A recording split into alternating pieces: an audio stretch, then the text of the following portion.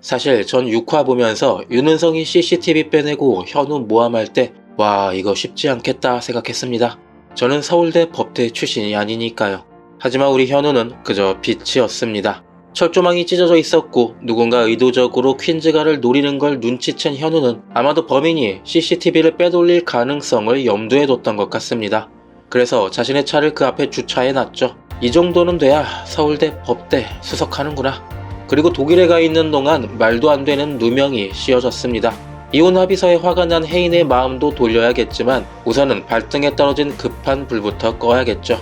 눈물의 여왕 공식 채널에 선공개되어 있는 7화 내용을 보면 현우는 뭔가 다른 결심을 하게 되고 이로 인해 집에서도 회사에서도 더 큰 난관을 만나게 된다 라고 쓰여 있습니다. 저는 이게 현우가 혜인의 오해를 푸는 건 잠시 미루고 범인을 찾는 일 먼저 해결하려고 하는 걸로 예상합니다.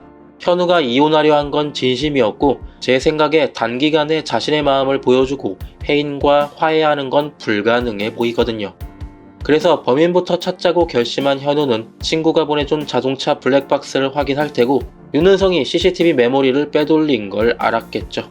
하지만 지금 한국에 가서 윤은성이 수상하다고 말해봐야 그저 우연이었다고 말하면 끝입니다. 블랙박스 영상은 의혹은 될 수 있지만 증거는 될 수 없으니까요. 하지만 현우는 철조망 멧돼지 사건이 윤은성과 연루되어 있다는 강한 의혹을 가지게 됐죠. 그래서 혜인과의 이혼 문제를 해결하지 않고 일단 그대로 둘 것 같습니다. 그렇게 둔다면 분명히 윤은성이 혜인에게 접근해 또 무슨 일을 꾸미려 할 테니까 네 옆자리 나는 어때 뭐 이런 개소리를 하면서 말이죠. 그리고 정작 본인은 혜인의 오해를 풀기보다는 퀸즈가의 무슨 일을 꾸미는 악당들의 정체를 조사하는 일을 시작할 것 같습니다. 특히 윤은성의 뒷조사를 말이죠. 그렇게 미국에서 왔다는 윤은성의 정체를 조사해줄 뜻밖의 인물이 있습니다.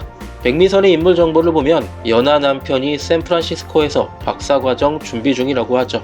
이 설정 너무 생뚱맞지 않나요? 용두리 일진 출신에 딱 봐도 대학교 근처도 안 가봤을 미선이 대체 어디서 미국에서 박사과정을 밟는 먹물을 만났을까요? 당연히 저는 현우의 서울대 지인일 거라고 예상합니다. 설정상 현우와 미선은 5살 차이인데 현우와 동기거나 한두 살 많은 서울대 출신이 아닐까요? 그리고 아마도 그는 미국에서 경영학 박사를 하고 있지 않을까 생각합니다. 그의 존재 자체가 윤은성의 정체를 알려주기 위한 세팅 같거든요.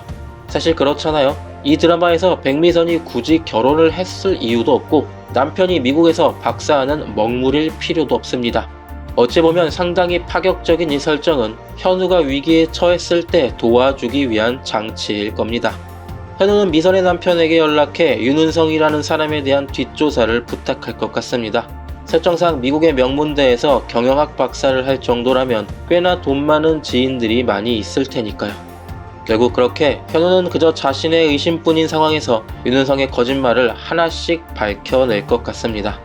어쩌면 윤은성이 미국에서 크게 한탕 해먹은 사기꾼이라는 정보가 나올 수도 있겠죠. 작년 전청조 사건 때도 놀랍게 사기 전과자였던 걸 숨긴 채 20억을 사기쳤었잖아요.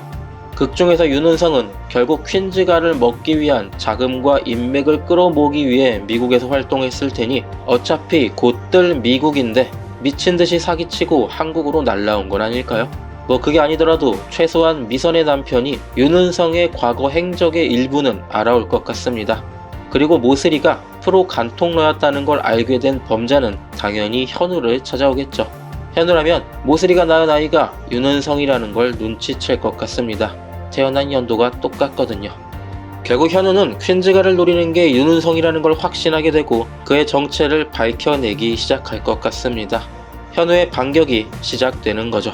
하지만 아쉽게도 혜인과의 사이는 당분간 안 좋을 것 같은데 앞으로도 백현우가 자동차 블랙박스 같은 소름 돋는 서프라이즈 많이 보여주면 좋겠네요. 오늘의 이야기는 여기까지입니다. 시청해주셔서 감사합니다.